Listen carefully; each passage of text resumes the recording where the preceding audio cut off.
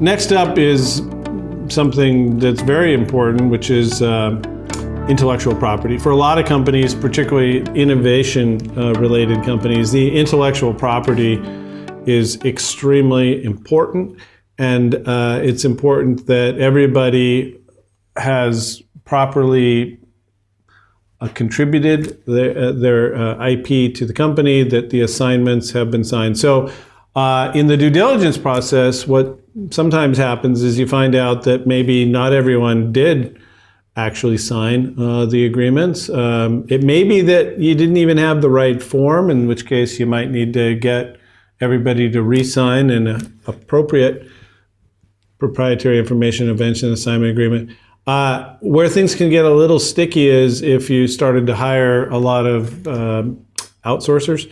So you would want copies to make sure that all the people who've been involved around the world, people wherever they may live, Romania or India or who knows where they live, that everybody has signed that, and that they've acknowledged that all of the work that they've done in a capacity of a service provider is covered by those agreements. Honestly, that can be difficult sometimes. So better again to start from the beginning and make sure you did it right from the beginning, but fixing it is important. Any patent applications or trademark registrations, provisional or otherwise, any license agreements, software license agreements, if they're material, all that should be produced to make sure that that everybody understands who owns what and whether you have obligations. Something that sometimes pops up is, what about open source? And open source is, an important way that people can build products, but also it does, in some cases, inhibit the ownership of intellectual property, or it can complicate it. So all of those things need to be addressed. So you're probably asking yourself the question, boy, it seems like a lot of work. And what happens if I fail the test, the due diligence test? And I guess my answer is, it depends. Not everyone puts people through the ringer like this, but I can assure you the best investors do. And if you ever get your company acquired, you'll have to go through the same process. But what happens if it turns out that your due diligence review identifies problems? And the first thing is, it may be that all you need to do is produce more documents. Maybe you just weren't responsive and you just explain it.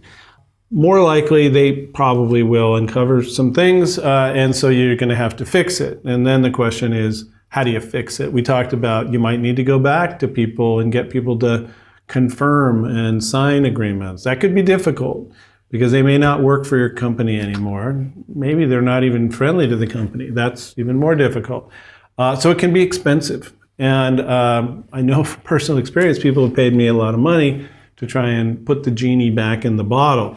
It can be actually quite expensive.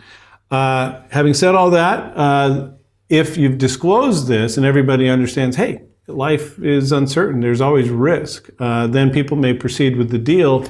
But they might say, hey, we're going to shift the risk to you. And if it turns out that some of these potential contingent liabilities come to be realized, well, then you're going to indemnify us. So you would do that through what are called representations and warranties and indemnification provisions. That's just a way to shift the risk.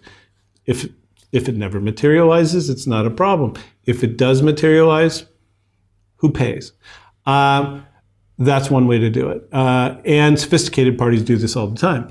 The last thing is, if it turns out that, there's just too many turds in the punch bowl, to put it politely, then frankly, what'll happen is the deal just won't get done. People will walk away. And it happens. So that's called a due diligence out. So bottom line is, those are, some of the consequences for failing to get your house in order.